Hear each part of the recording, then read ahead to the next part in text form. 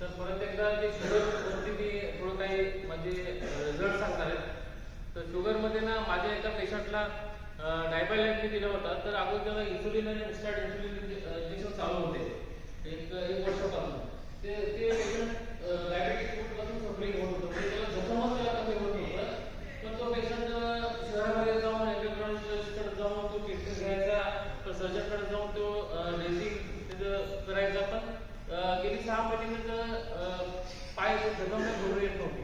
तो पेशंट थकून आला, सर तुम्ही जातो पैसे देतो पैसे घालतो असे भरपूर लाखामध्ये मी पैसे घातले पण मला रिझल्ट आला नाही, तुमच्याकडे काय आहे का? मी सगळं कंटाळले माझ्या जीवनाला.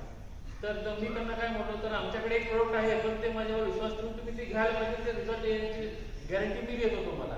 तर पेशंटला मी 1 महिन्यापूर्वी तो किट दिला आणि त्याची ड्रेसिंग मी स्वतः करत राहिलो आणि त्याचं आठवड्यातून प्रत्येक आठवड्यात त्याच्याकडनं अपडेट घेत राहिलो आणि 3 दिवसांनी मी ड्रेसिंग करायला त्याचे चालू केलो.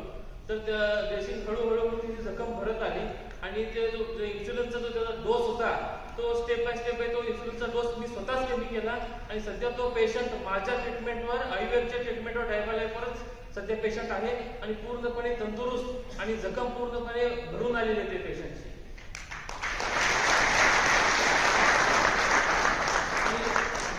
शुगरच्या पेशंटमध्ये पायाला मुंगे येणे, पायाची कवळे जळणे आणि अशक्तपणा, थकवा, फिरायला नको वाटणे, काम करायला नको होणे, हे सर्व हे डायबायलॅबच्या किटमधून मी प्रत्येक पेशंटला 6 पेशंटला मी रिझल्ट घेतलेले आहेत आणि आज ते पेशंट स्वतःचे सॅटिस्फाईड, माझ्यावर पण भरपूर त्यांचा विश्वास जास्ती बसलेला आहे, ते स्वतः सॅटिस्फाईड आहेत. आणि अजून एक जास्त एक इम्पॉर्टंट म्हणजे जे डेली रुटीन लाईफ, म्हणजे ज्याचे लाईफस्टाईलमध्ये जेवण व्यवस्थित नाही, झोप व्यवस्थित नाही, अशा लोकांमध्ये थायरॉइडची समस्या येते आणि काही लोकांमध्ये लिबिडोची समस्या येते, म्हणजे पौरुषत्व कमी होणे आणि इनफर्टिलिटीला ते शिकार होतात. मग अशा पेशंटला आम्ही काय केलं, वेलनेसचा पहिला डोस दिला 1 महिना आणि सेकंडचा डोस एनर्जी मेन आणि एनर्जी वुमेन दिला. तर त्याच्या पेशंटमध्ये दुसऱ्या महिन्यामध्ये पूर्ण रिझल्ट विथ रिपोर्ट माझ्याकडे मी घेतलेला आहे.